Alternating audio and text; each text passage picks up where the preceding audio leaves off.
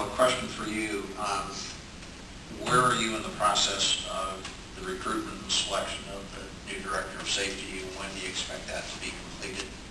We've done the actual national advertisement, and we've actually begun to interview candidates. We have another interview next week. My hope is that within the next couple of weeks to the end of the month, depending on the individuals that we negotiate with, we have a candidate for. So it's near.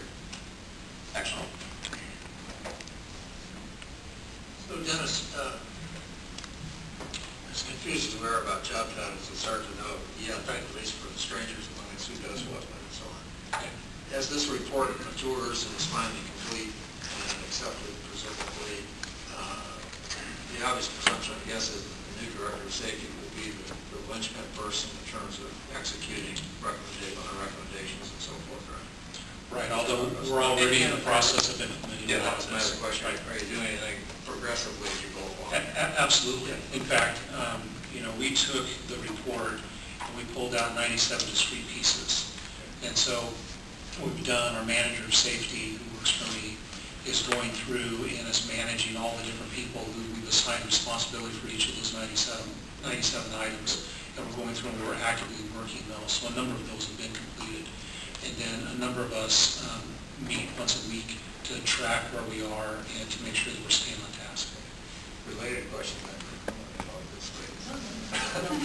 Well, it's one thing to have recommendations and good ideas and clear thinkers, and then to do some implementing. It's another thing to measure results. Can you give us any insight into the TriMet approach to safety metrics? I'm not asking for a detailed list of things, but is it a highly organized, thoughtful process that's in place that you're constantly changing, or is it kind of new territory you're getting into? We monitor things financially by looking at certain financial indicators. What about safety indicators? Well, there's a number of things that we measure, absolutely, the number of accidents and those sorts of things, and then the type of accidents, sorry to use that term, or incidents, as the case may be, injuries and so forth. We have a program that we use in our command center that's referred to as ACID, the Accident Incident Database. And so it's categorized when it's coded when the dispatcher or the controller enters those incidents. So we're able to track a number of very different types of incidents, all the way down to when we have turning accidents in particular. We'll know whether it's a right-hand turning accident or a left-hand turning accident, those sorts of things, either our vehicle or the other vehicle. So there is a lot of information for us to mine as far as all of that goes. And you lay that up against comparative agency data, I don't know, whether it's Cleveland, San Francisco, or wherever it might be. Does the industry do that kind of comparative stuff or not? That I don't know. Shall we, do you know?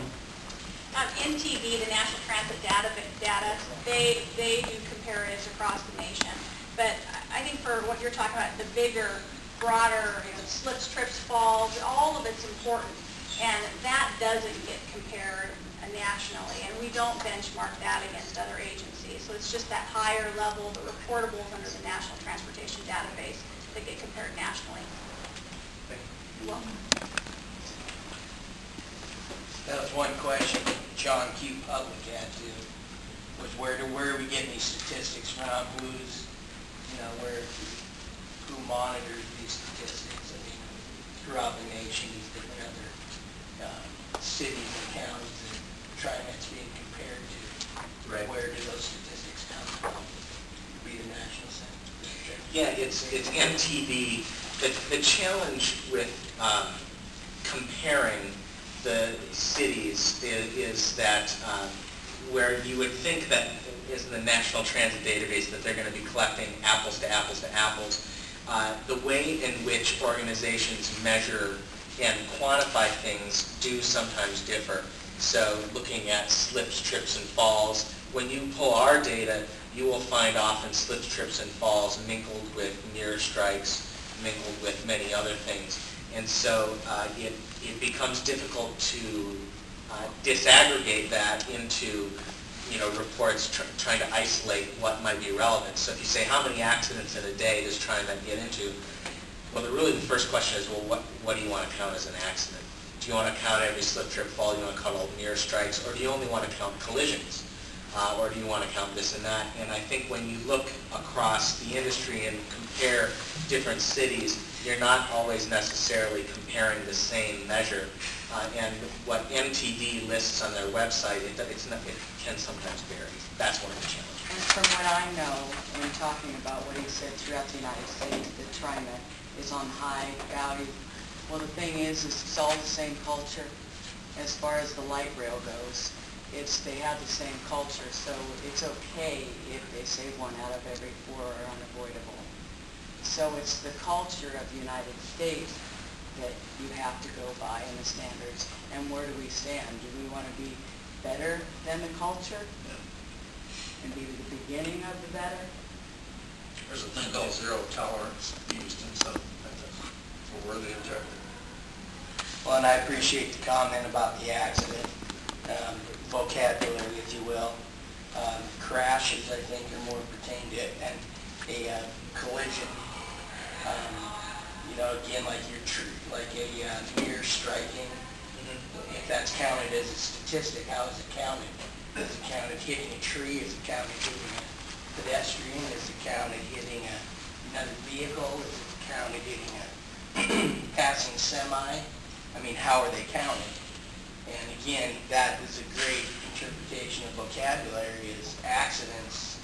That's a very general statement. Well, I can tell you. And I think accident more is designed for the intent of how the crash or collision or strike or whatever you want, impact. I mean, there's different vocabulary for each incident. But I do appreciate the accident portion because I think it really does point towards, you know, what is the intent of that collision, what was it, you know, negligence, was it reckless, was it this, was it that? And again, how are those statistics pooled, you know? How do they pool that? Do they pool it as a crash? Do they pool it as, you know, no one got hurt so we don't talk about it? Or because I was a witness in my very first TriMet meeting, I walked out of this building, down on the street and a block north. And as soon as I rounded the corner with Eric Giddings, who was with my daughter underneath that bus that killed 2 people, a bus driver struck a tree with a mirror.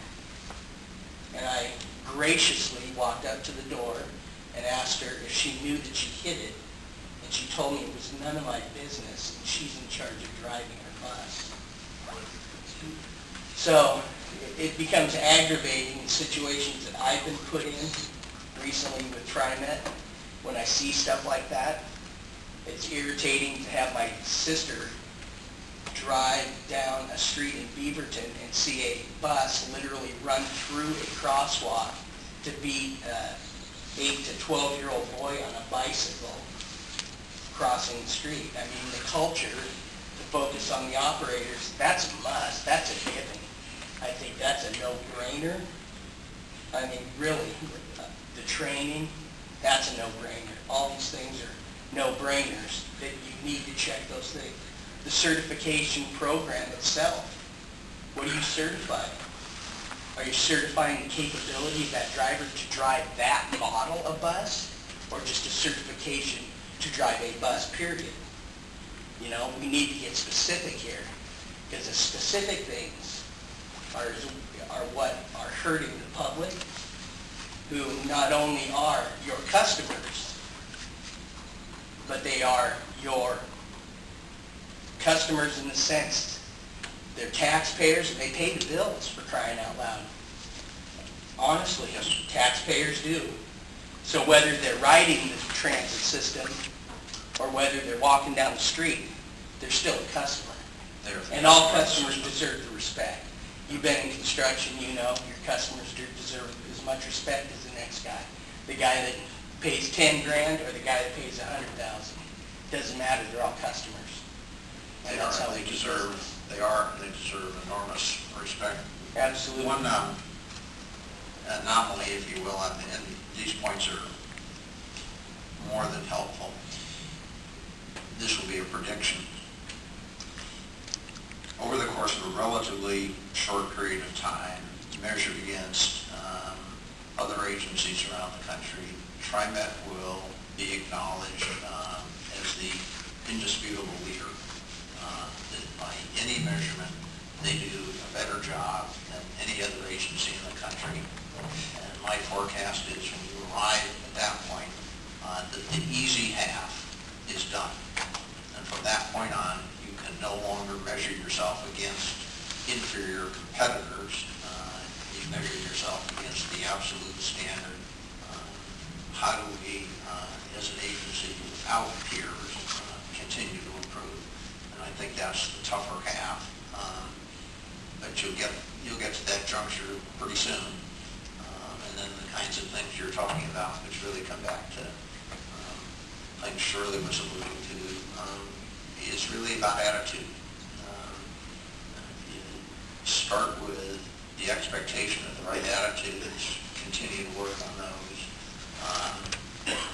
The enormous detail then that goes into aptitude and training and procedure follows, but the magic piece is in the attitude. Well, we all know what the magic piece is. I mean, there's road rage and then there's grace. There's one or the other. You know, there's really never a happy medium. It's either grace, you either stop for them and wait and be patient, or you road rage and be upset and angry and point the finger and all that kind of stuff. So really, grace is what my goal as a citizen would be at a function like this. The goal is grace and the goal is safety. And the goal is the customer, regardless of whether they're putting money in the meter or walking down the street. You know, one of the things about this kind of thing, where the attitude is so important, because it is everything. I agree with you. Among the things that humans have done right in hundreds of thousands of years is learned from experience. A lot of things have been done and done well. If you look around, you can find best practices. You don't have to create them from whole cloth. And if you look at things, you know, this is a little aimless, but I think this meeting is a little aimless, is to get acquainted, to get started, to get our feet on the ground here for how we might help. If you look around at organizations, there are places that have achieved the kind of attitude we're talking about. If you've ever stayed at the Ritz-Carlton Hotel, if you ever pulled your Indy car into the pits with 5 miles to go in the race to get the tires changed, if you've ever walked into a really well-run Starbucks store, and in years gone by, if you ever walked into Nordstrom's with a complaint about a product, places like that have figured out ways to get their employees fully motivated to serve that customer in the right way, so that you don't get the jerk that comes around the corner and dares you to jump out in front of them, for example. One of my hopes here would be that maybe we could do a little bit of sniffing around some other best practices, not just in the agency, to your point about we're all the same, and the culture is a national culture, but find some places that have found different ways to do this, because it's been done. It's been done really well. It's not always related to safety, but good service and safety, to Neil's point, are the same thing. Well, the nice thing is obviously the goal too, is for those other agencies, cities, counties, government, transit systems, all that, they're coming to TriMet for an answer. You know, that's a great goal to have, and I support that 100%. You know, when they're coming to TriMet to find out what they did in a situation that they've been put in. Well, they were coming to TriMet, and TriMet needs to, which we're working on now, like Seattle. Seattle, the light rail came to TriMet to go by how you guys have set it up and all of that. But there's a lot of safety issues there. So what we need to do is get past that and go back and say, hey, this is what we've learned, and give back to them so that they learn too. So that we are that example. The reason it was accidents and not the others, because most of the time TriMet had said they were unavoidable. So that comes into accidents. So I appreciate you saying what you did, because that means we don't know if it's unavoidable or avoidable at the time.